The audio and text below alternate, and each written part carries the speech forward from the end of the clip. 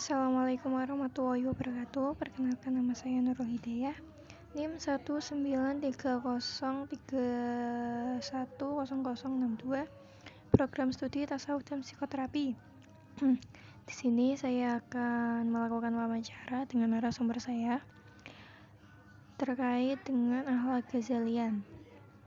Baik, di sini saya akan memperkenalkan atau membacakan biodata dari narasumber saya.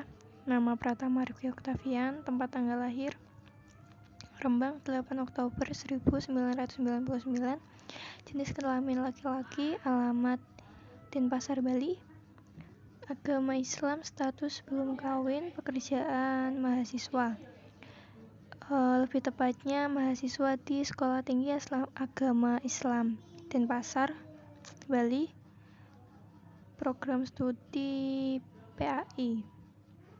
Selamat siang Mas Pratama, apa kabar? Semoga sehat selalu ya. Oh iya, terima kasih. Sampai saat ini alhamdulillah saya masih diberikan kesehatan.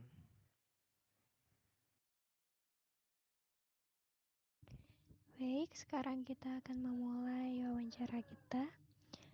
Saya akan memberikan beberapa pertanyaan terkait dengan akhlak Ghazalian. Baik, kita akan membahas tentang akhlak nih. Jadi, saya mau tanya dulu, apa sih akhlak menurut Mas Pratama itu? Oke, akhlak menurut pandangan saya, akhlak merupakan sifat yang tumbuh dan menyatu di dalam diri seseorang. Dari sifat yang ada itulah terpancar sikap dan tingkah laku perbuatan seseorang seperti sabar, kasih sayang, atau sebaliknya pemarah, benci, karena dendam, iri, dengki, sehingga memutuskan hubungan silaturahmi. Mungkin seperti itu. Oke, itu kan pengertian dari akhlak. Di sini kan kita membicarakan tentang akhlak Ghazalian. Nah, yang saya tanyakan, apa sih perbedaan akhlak dengan akhlak Ghazalian? Ya, karena teman-teman pasti sudah banyak mengetahui ya sebagian besar tentang akhlak itu sendiri. Jadi kali ini saya akan lebih membahas akhlak Ghazalian ya. Konsepsi akhlak ini sendiri yang dibangun oleh Al-Ghazali memiliki corak yang religius, rasional, dan sofistik intuitif. Di samping menunjukkan kemajemukan karena beragamnya sumber yang dikaji oleh Al-Ghazali, corak inilah yang akan terkesan dikaji oleh Al-Ghazali sendiri.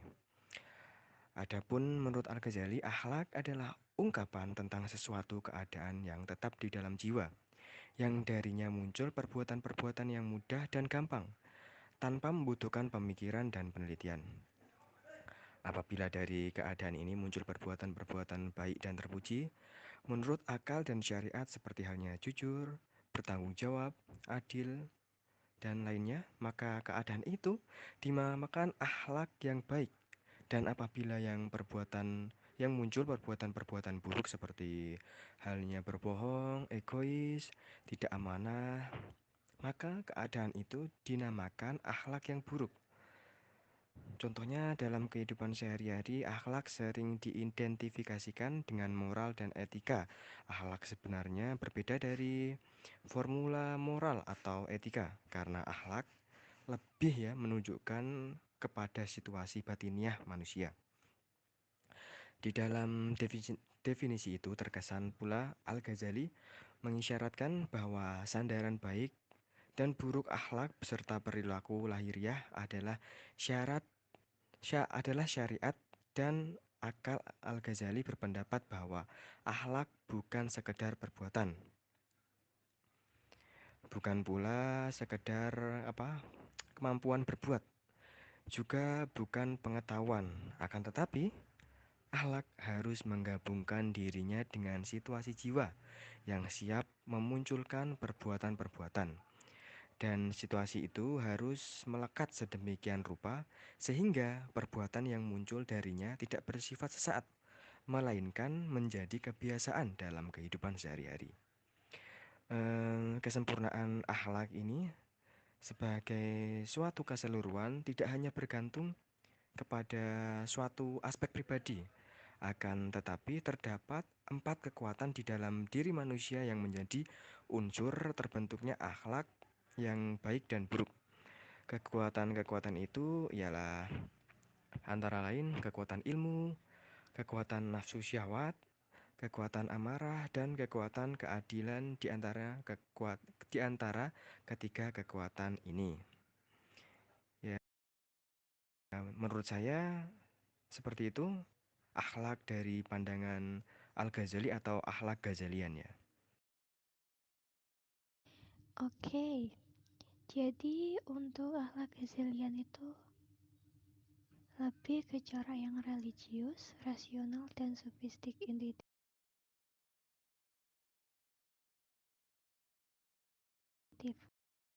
Gitu ya Mas ya. Lalu untuk selanjutnya, pertanyaan yang kedua.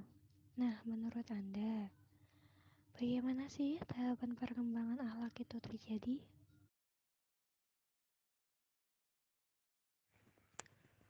Ya, betul sekali ya. Untuk tahapan perkembangan akhlak sendiri ada beberapa fase. Yang pertama, fase syahwat usia 0 sampai 7 tahun di mana mengalami perkembangan signifikan lalu yang ada hanya mengejar kesenangan dan kenikmatan baik fisiologis maupun biologis. Yang kedua, ada fase godop usia 7 sampai 15 tahun. Di mana pada fase ini berkaitan dengan kemampuan mempertahankan diri baik fisik maupun psikis. Yang ketiga, fase akal usia 5 sampai 40 tahun. Yang mana mulai muncul banyak pertanyaan yang ada di usia sebelumnya. Hanya apa pada fase ini menjadi mengapa? Jadi, sebelumnya kita bertanya-tanya apa pada fase ini pertanyaan berubah menjadi mengapa ataupun bagaimana. Lebih berbobot ya tentunya.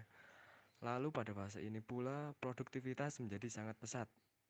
Nah, ketiganya itu harus dikendalikan karena jika tidak akan menimbulkan perilaku akhlak yang tercela, seperti sifat yang senang mencela dan umubiah atau sifat ketuhanan yang merasa dia paling berkuasa. Baik, tadi kan Anda mengatakan bahwa ketiganya harus dikendalikan. Nah, yang saya tanyakan, bagaimana sih cara untuk mengendalikan atau mendidik fase-fase tersebut agar menjadi akhlak yang baik? Ya, untuk cara mendidik sendiri agar menjadi akhlak yang baik atau agar terhindar dari perbuatan tercela ya. Untuk yang fase pertama, fase syahwat, bisa dengan mendidik atau mengontrol syahwat, di mana syahwat berhubungan dengan kesenangan baik biologis maupun psikis atau psikologis, yaitu dengan cara membatasi atau mengontrol diri kita untuk tidak selalu menuruti syahwat. Jadi lebih mengontrol ya, kita harus pintar-pintar mengontrol. Yang kedua, godop tadi ya, bisa dengan penanaman nilai luhur, rasa malu, dan juga mencegah hidup mewah.